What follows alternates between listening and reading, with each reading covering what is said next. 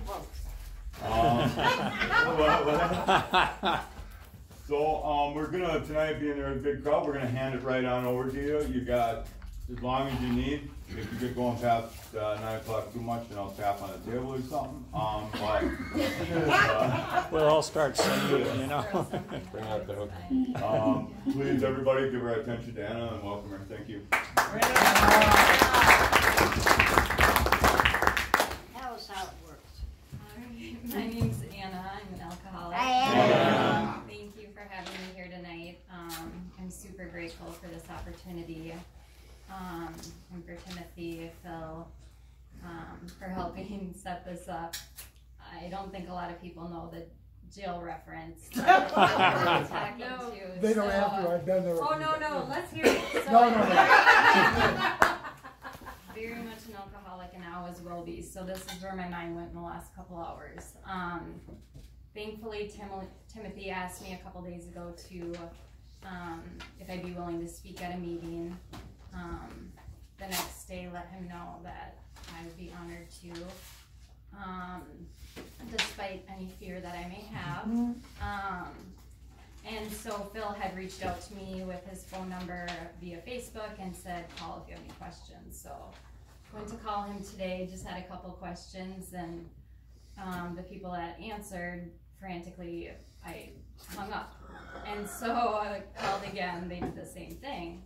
So I sent a quick text message about the meeting tonight, and they just said no. And then they said again, stop. And I'm like, okay, I don't know what's happening.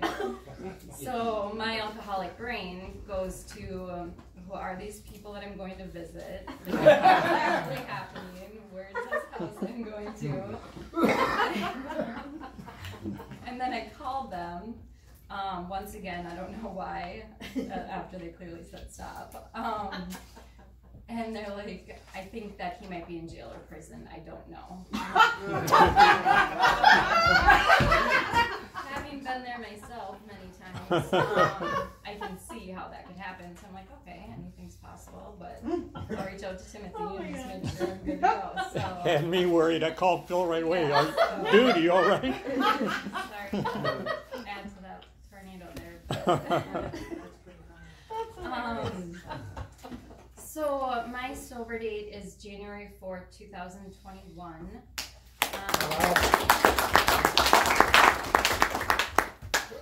And I believe that my alcoholic and addict behaviors started, I believe I was born with them. I remember, I probably wouldn't tell you this a year or two ago, but what I know now, looking back, there were a lot of behaviors and things that I had at an early age, just not feeling like I fit in, not feeling accepted. That's kind of the biggest piece for me. Just not feeling comfortable in my own skin. I grew up in St. Cloud with parents that are still married, middle-class family, 3 siblings, second of those 4 kids. A big family on my dad's side of the family, 10 kids there, and all the family events there it was just partying and drinking and drugs, and that was normal. That wasn't normal within my own home. My parents were very, very strict. And then my mom's side of the family, my grandpa was an alcoholic. And so family events there wasn't really drinking outside of just him being so. So growing up, I was fortunate to have a lot of opportunities, however, still feeling different from my siblings. School never came easily to me. I was kind of the goofy, wild child, getting in trouble, not necessarily for doing anything bad, but just for not listening the first time no is said or things like that. So I would rebel in different ways by probably just throwing tantrums or little things that I remember doing early on. When I was 6, I went through some traumatic stuff within the family where I was abused by a cousin, and the upbringing that I had, we didn't talk about it, you just brushed it under the rug. I did bring it to my parents right away. My sister was as abused as well. Brought it to the police. The agreement was after the first couple holidays not to see that cousin, which followed through. But after that, even, it just kind of added to this inner anxiety that I had within me, that inner uncomfortableness. By the time I was about 12 or 13, my parents went to this cousin's wedding. And since we didn't talk about it or process it, deal with the feelings, I was screaming on the inside, and I didn't know how to handle it, how to deal with it. So my first addiction, as soon as they went off to that, actually was food. I just remember going and binge eating, and kind of going through the cycle of just eating, putting on a lot of weight over a year or two, and then eventually did the opposite, where I just wouldn't eat. Fortunately, I was able to get that under control by the time I was 20, and by under control, I mean, my next addiction, it was basically just cross-addicting to boys first, and then alcohol. Since I did live in a strict home, especially since that incident happened, my parents would not let me out of the house very much unless it was for work. I started working when I was 14 years old. Fortunately, I worked at a restaurant. Fortunately for me, at the time, I worked at a restaurant, so we'd have these parties, and at these parties, a lot of older people would work, and that's when my drinking started. Prior to those, drinking Mike's Hard Lemonade and just feeling like it was the greatest thing the first sip that I had. Just feeling comfortable, feeling like I was invincible, and finally fit in with everyone. And then when we'd go up to the cabin, our cabin's in Bemidji, since it was normal to drink and party, and my mom thought it was a secluded place where we couldn't get in trouble, she kind of gave all of us kids the go ahead that it was okay to drink, so just took full reins with that and ran with it. And early on from that point, it was never just having one or two, it was just getting completely wasted and the last one up and trying to drink the most. I think I was taking, it wasn't just drinks, it was 80% alcohol, 20% of whatever mixture I could find. At that time through high school, it was confined to those events where we'd go to the family cabin or work events. But as soon as I was 18, due to my parents' strict rules, I could not wait to get out of the house. So as soon as I got out of the house, I was working full time, going to school, and drinking every single night, and hanging out with the people that drink the same way that I drank. Additionally, around that time I was 13, 14, started dealing with a lot of chronic pain and different things that I eventually had a diagnosis for in my later teens, and was on medication for it for a couple years, and ironically just felt terrible on the medication, probably because I was drinking with it, and wanted to do things naturally, which makes no sense at all. I'm an alcoholic addict, so went that route instead. So during that time I moved out, it was quickly, I still was searching for that acceptance, that validation, and it would be through alcohol, it would be through friendships, it would be through guys, and that continued on for quite a while. There were different incidents that happened throughout that time that I would justify because I was drinking, and those things are just supposed to happen to you if you're drunk, such as being taken advantage of and not going to the police, like it was my fault. So I held on to that a lot and just internalized it. I met my ex-husband when I was 21, and growing up in the family I did, my parents talked a lot about what you're supposed to do, and so I moved to the cities. I'll back up a little bit. I moved to this Eden Prairie, West Metro, when I was about 2021, as I just, again, wanted to escape as far away from my parents as humanly possible. I did temporarily, prior to moving to this, down to the cities, live with them for a couple months, and during that time, I do recall almost every night saying I was going out and hanging out with friends when, if there were no friends to hang out with, it was me and a bottle of tequila, and I would just drive around the back roads and get a big gulp and drink out of that. So when I met my ex-husband, he drank the same way that I did, and he went hunting, he went fishing, he got along with my family. He was Catholic, my family's Catholic, so it just seemed right. I was supposed to get married and have a family, and so we got married when I was 23. And I remember talking, I knew internally that it wasn't right and that I wasn't happy, and vocalized that, but I wasn't listening to my own internal instincts and my higher power. So I apologize, this is my first time speaking and I did no preparation, otherwise I would make me nervous. I may hop all over it. You're doing good. So, yeah, so I moved to the cities when I was about 21 years old.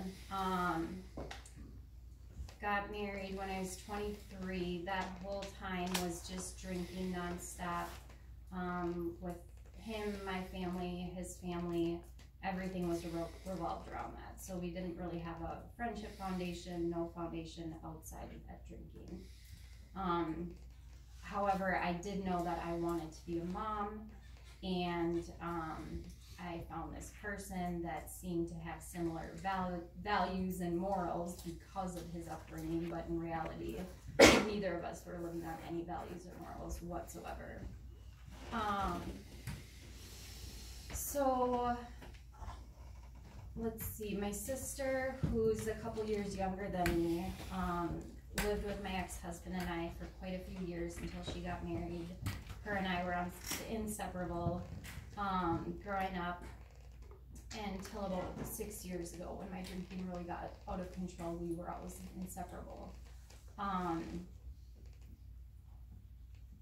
So around the time Facebook came out, which was right around the time that I got married, 2008-ish, there was a message from my cousin who had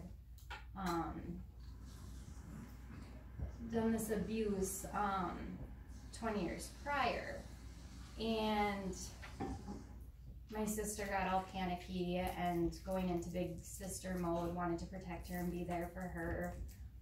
So I ignored my own feelings and just tried to help her out as best as I can. Sent a nasty email, don't ever contact us, don't ever message us, don't ever reach out to us again. So with that, I started experiencing anxiety for the first time. I started having panic attacks, which I learned later on, not dealing with stuff, that will happen. So a cousin of mine, who's also one of my best friends, just really encouraged me to see a counselor, since I had not processed any of this and talked about the benefits of that. So I did start seeing a counselor at that time. Still drinking all the time. The counselor suggested maybe your drinking is a little excessive, even though did the thing that I think a lot of us do, lied about how much it was, and even that lie was still way too much for her thoughts. So then I would put those limitations on it. I would smoke weed. I would only do it on the weekends. I would do it one night on the weekend. It would vary. It would fluctuate just depending on the week, on the month, on the year, and where I was at. However, every time that I would drink, it was just all or nothing, just completely one sip and go till the next day, and then it was hard to be functioning the next day without that extreme panic and anxiety.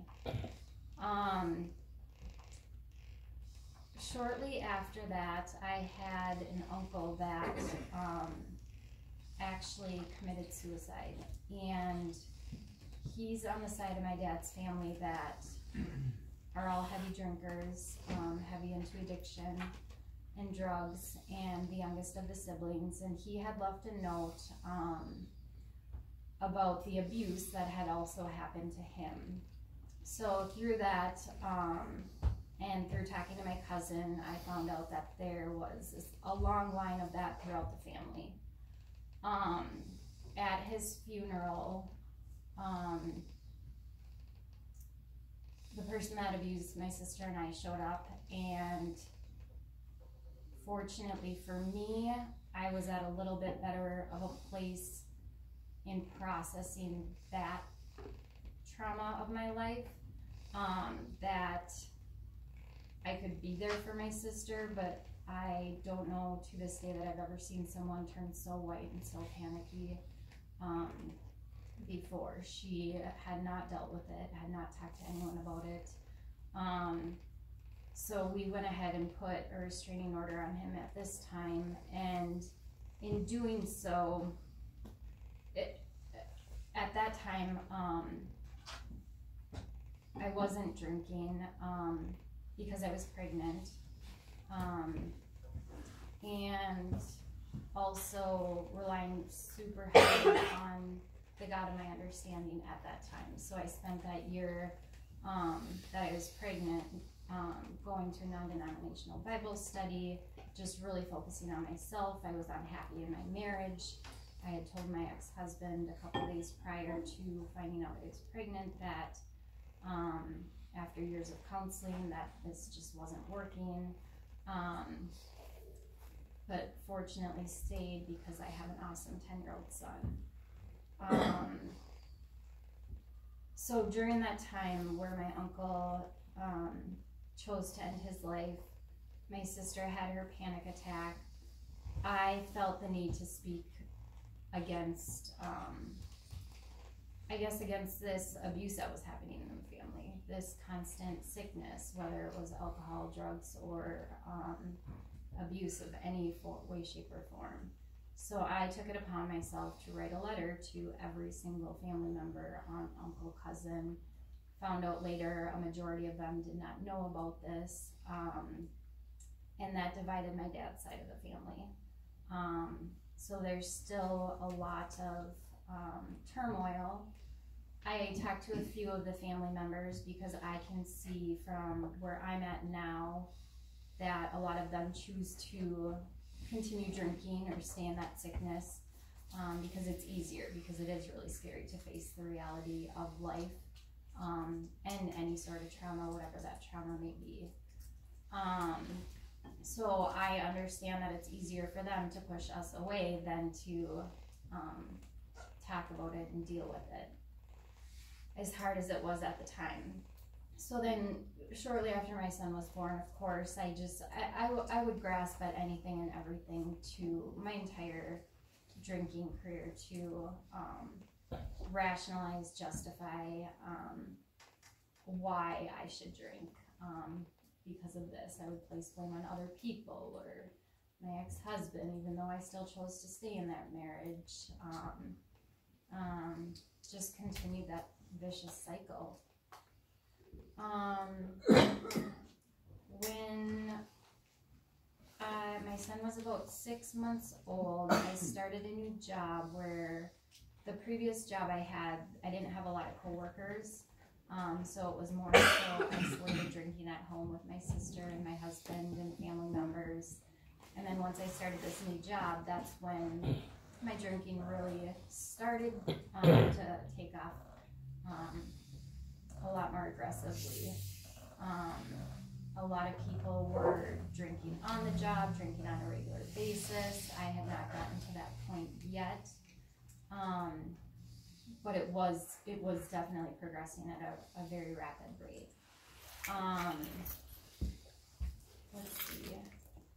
I divorced my son's dad when he was 3 years old, And then at that point, it was just easy to make that excuse that, you know, when I have my son, I'm a full-time mom, I'm on 100% of the time when I'm with him, then I have every right, because of how hard I work, to just let loose and drink nonstop when I don't have him. So that's what I did.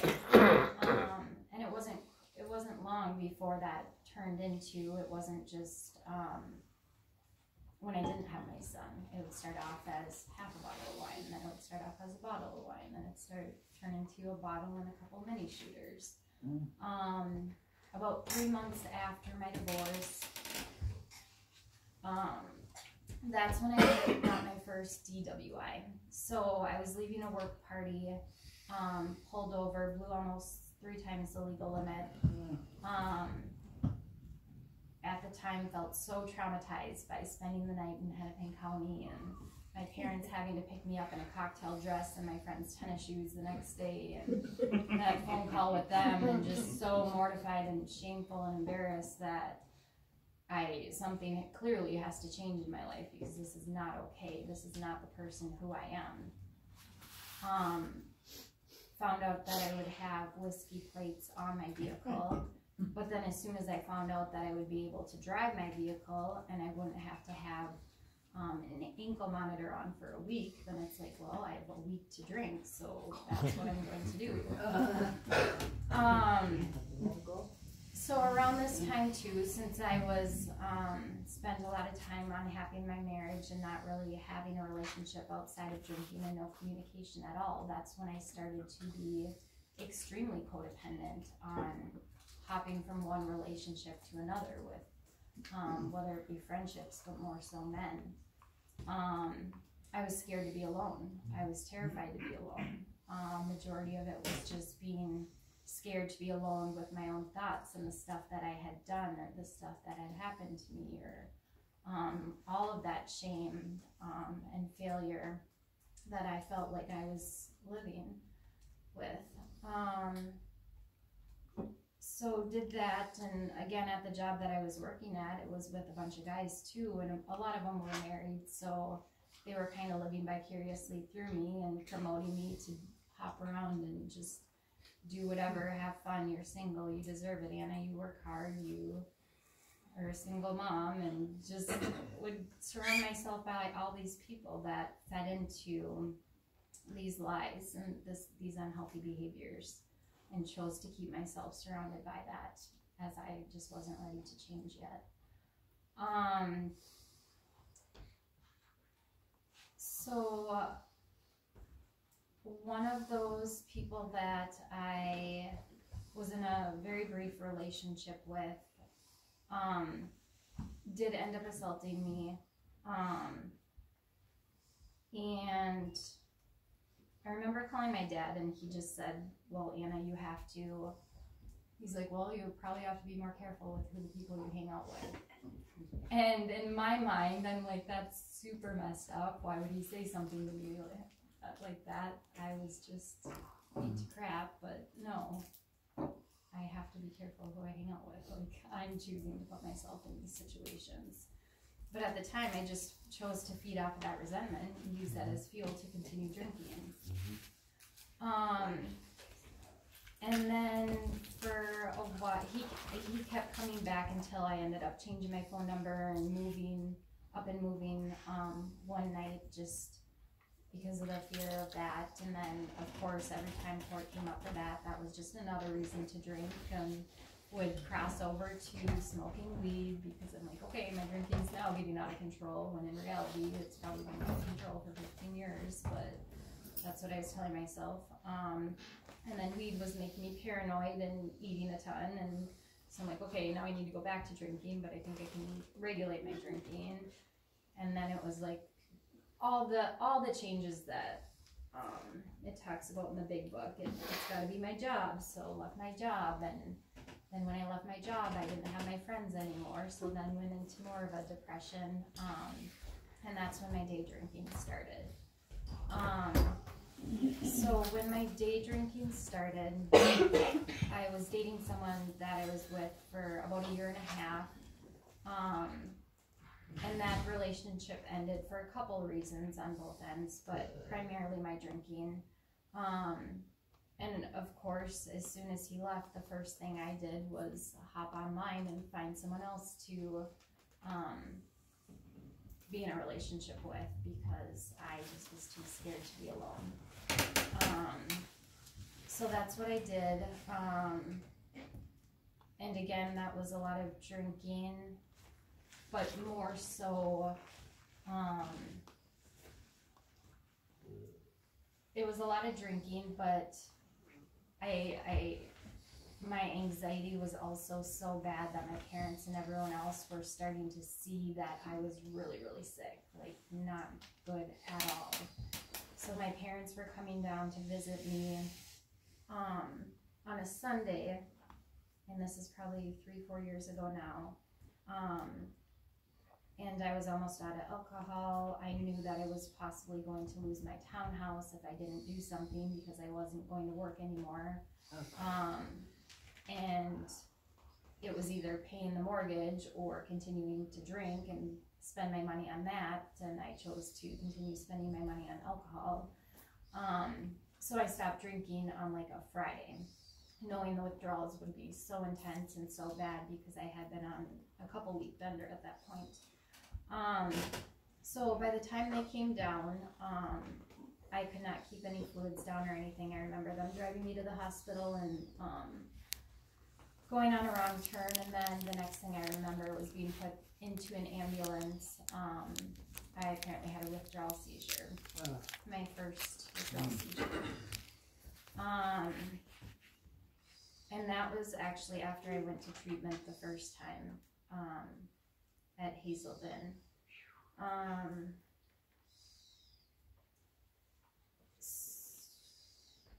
No, I apologize, it wasn't. So that happened, and then I was going to get on track. I was going to do it my own way, of course, thinking that I had a good grasp of this. The guy that I was dating was going to just babysit me nonstop and make sure that there was no alcohol in the house, and I knew all the hiding spots that he didn't know and his schedule, so of course I could go when I wanted to continue to drink.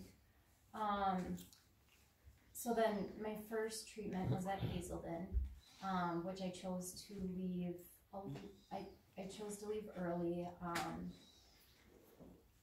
Essentially, I was looking for an excuse to drink. I wasn't ready to quit. I knew I had a problem. I knew I had a problem for a long time.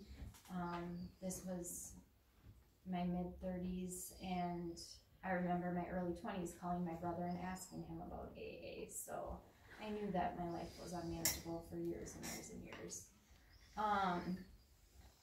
When I went to Hazelden, I was determined to not ever go back to treatment, but it was more so to please other people. I wasn't doing it for myself. So I remember talking to pretty much everyone there and just questioning them, especially the people that had been there multiple times. When one gal said, "This is my 3rd time here, this is my 4th time here," I was just completely in shock. I'm like, who goes to treatment that many times? Like, what? And then fast forward, I went to treatment 3 times in a year, and then still relapsed after that. So alcoholics like me do. So yeah, I was looking for any excuse to leave Hazelden, because I knew that I had a $15,000 check from selling my townhouse waiting for me. So I was ready to start spending that money and go back out drinking. So that's exactly what I did.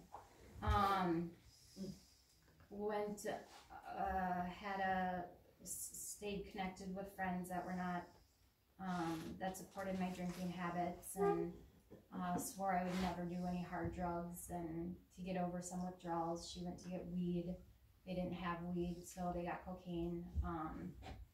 Swore up and down that I would not do that, and within 10 minutes I was doing that for 3 days, and that's when I had my second withdrawal seizure. So after that, that's when I first walked into the rooms of AA. I believe that was just over 3 years ago. I stayed with my parents for a short period of time in St. Cloud, And the second I walked into those rooms, I felt accepted for the first time in my life.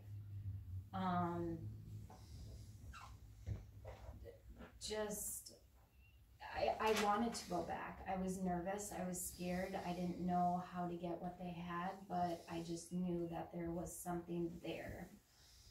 So went to a meeting every day, sometimes twice a day, but partially because I was staying at my parents' and I just didn't want to be around my parents. So I was eager to get back to the cities with my son and to see my drinking friends who swore they would support me in not drinking. But that was within a week or two that a little bit of weed quickly turned into binge drinking. Christmas Day in 2019 is when I got my second DWI. And I had my car taken away at that time.